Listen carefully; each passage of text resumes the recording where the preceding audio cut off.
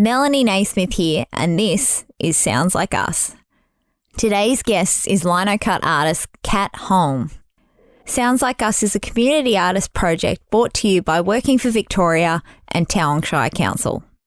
The aim of this series is to shine a light on creatives that have been influenced by the Tauranga Shire and to share a brief snapshot of their journey within the arts.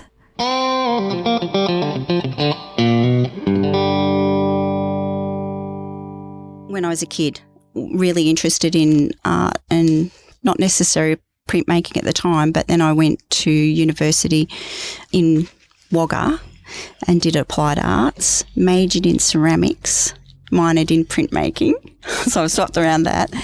Got married, brought up a family, found it really hard to continue doing my art with bringing up a family on a farm.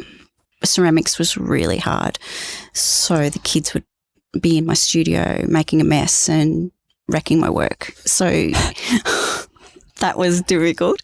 And then halfway through, I wanted to get back into doing art. My husband actually made me a slab roller to start with. He engineered that and made it. So I had this slab roller and I went into him one day and I said, "Darling, I think I want to do printmaking.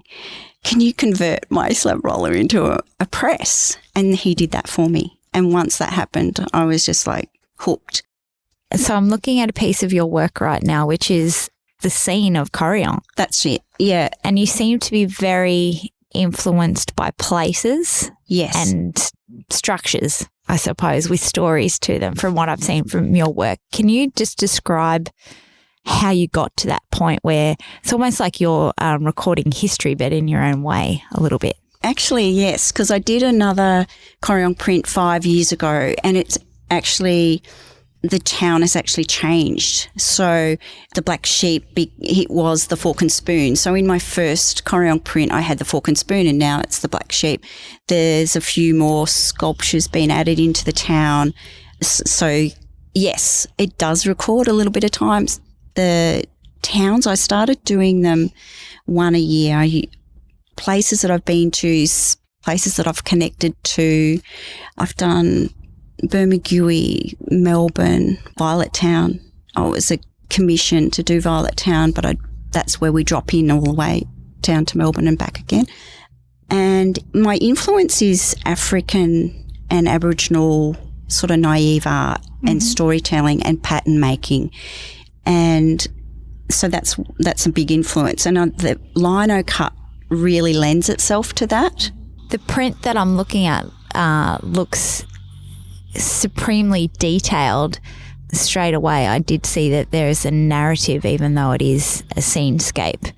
There's different styles sort of in amongst it as well. That's it. And you can never, I want to try and portray, it's not an accurate map of Corryong. It's things that really reflect how I feel about Corryong and what means something to me. So the school where I went to, the primary school that I went to, the streetscape, it goes all the way to Tauranga, the race course where we go to the races. Yeah, the Tauranga Cup. That's it. It's the best. It's a real family, affair. Yeah. It's not, it's a more country race course. So I just wanted to portray the farming area, the seasons that we have in Corryong. I love that we have 4 seasons, the winter, spring, and every season's a bit different. That's why in the actual print, it's not just one season. I'm putting in the winter, I'm putting in the summer and spring. So everything that tells you a little bit about Corryong. The Murray River's in there, the platypus. There's a lovely nature feel of Corryong. So that's where I sort of get these from. So what's next for Kat? So I saw some colour. So a lot of the work that I've seen so far is black and white, which is almost a timeless That's it. Look. Yes. That can find itself and lend itself anywhere. And I think to look at it in depth is where the whole intricacies sort of come out to you. But I've seen some coloured type things, which is a new project that you're talking about. Yes. So still lino cut, but it's multicoloured lino, and the process is a reduction. It's called reduction printing, and you print one colour, they carve away a little bit more, then print the next colour. So it actually destroys the plate as you go. You can't ever go back. So you might start with 20 prints, and out of those 20 prints on the first colour, you might lose a 1 or 2. So then you're down to 18 for the next colour. And then at the very end, you work out how many prints you can get out of that 20. So you might only get 12 or 15 that are good enough to sell. And then that's it. And that's it. The plate is completely ruined. But most of my prints, you'll see that they'll have an addition on them. So the large crayon print, which is a very new one, I've done 30 prints of that. There won't be any more printed. Once you've put the addition down, you don't ever use that plate again. So when you say addition, what do you mean by addition? Just for anyone who doesn't know, including myself. Okay, so an addition is a limited amount that will be ever printed, and the bottom number will be how many is in the addition, and the top number is that print. Yeah. So number 1 of 30, you might have number 5 of 30. So it's a limited run. That's exactly right. Yeah. I can cut the plate up. I can do things like that and reprint maybe smaller sections of it, but I will never be able to print the whole thing again. It'll never be the same. No. And some artists will cut or put a mark through their plate so that no one else can ever print off that again either. So it just gives the person who's purchasing the print a guarantee that there's only ever going to be the 30 or 33, because I'm allowed as an artist to have a proof, but they'll be marked AP, which is artist's proof, and they are not classified in the edition.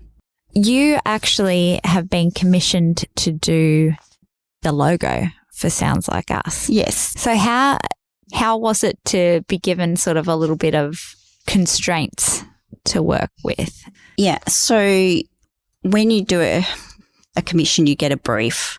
So you'll be told either I want it coloured or I don't want it coloured, or I want, the kookaburra in it, and I also want the microphone. It has to be a 50s microphone. So those were my brief. And then she said, I don't mind whatever you want to do it in your own style and how you want to put it together. That was my part there. But these 2 elements in it had to be, and this is what I want it to look sort of like. So that's a brief that they're constraints, and they're always harder.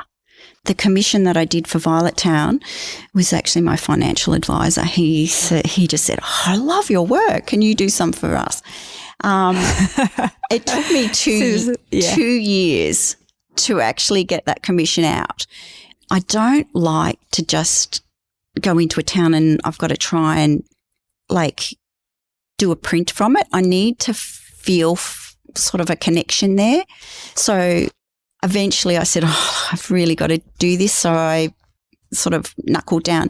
But it takes weeks of putting it together. It's not like, and when I'm actually carving, I haven't got the whole piece finished on a piece of paper that I'm carving out. It develops as I go. So I'll have big areas where there's big blanks. Yeah, that fits in there. That's looking good.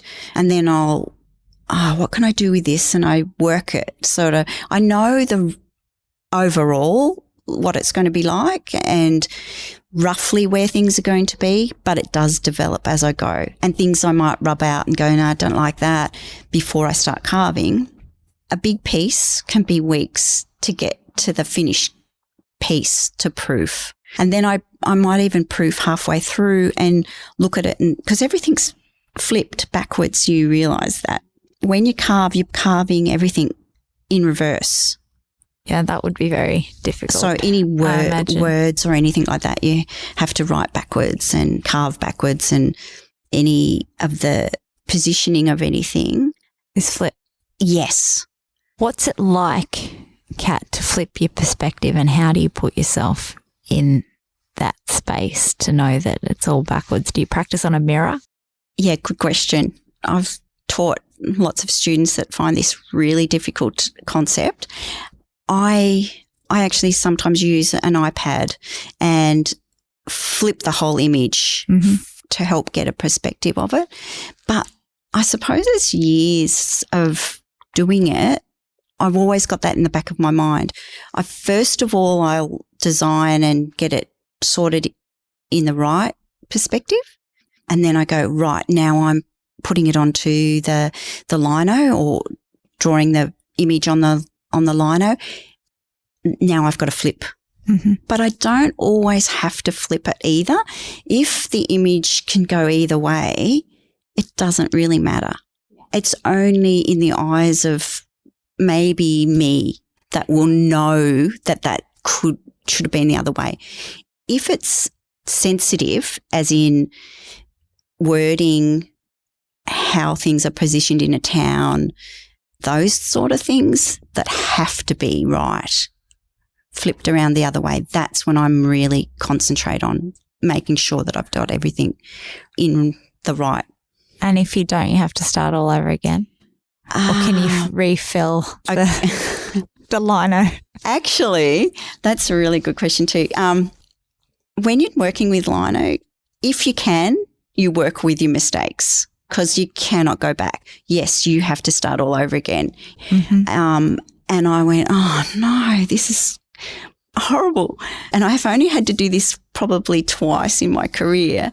You actually have to cut a little tiny section of the lino out and replace it and recarve it. So it's like doing a patchwork. Yeah. You glue in another tiny bit of lino and then you redo that carving, but you have to make it all match. And that worked out pretty good. I was happy with that. But it was hours and hours and hours of work. I feel like I can't do this again. I can't. This has taken me 2 years to start. I'm not. Yeah. And if I tried to do it again, it would have been different anyway.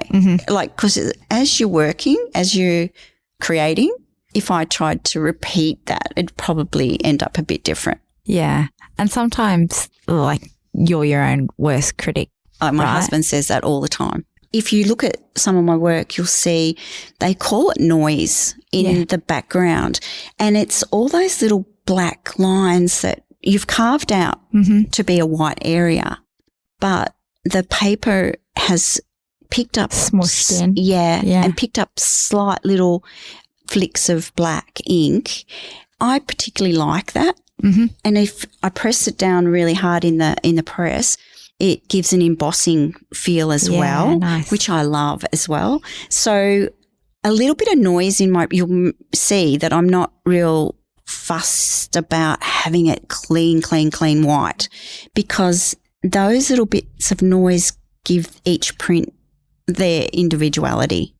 To me, it feels like it's very personal. Oh, yeah. Storytelling. Thanks for coming. Thank you so much.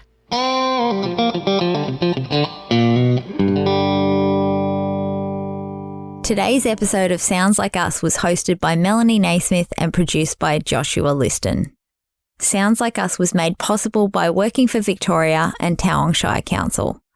For more information on Sounds Like Us and to hear more episodes from local creatives, go to taowong.vic.gov.au.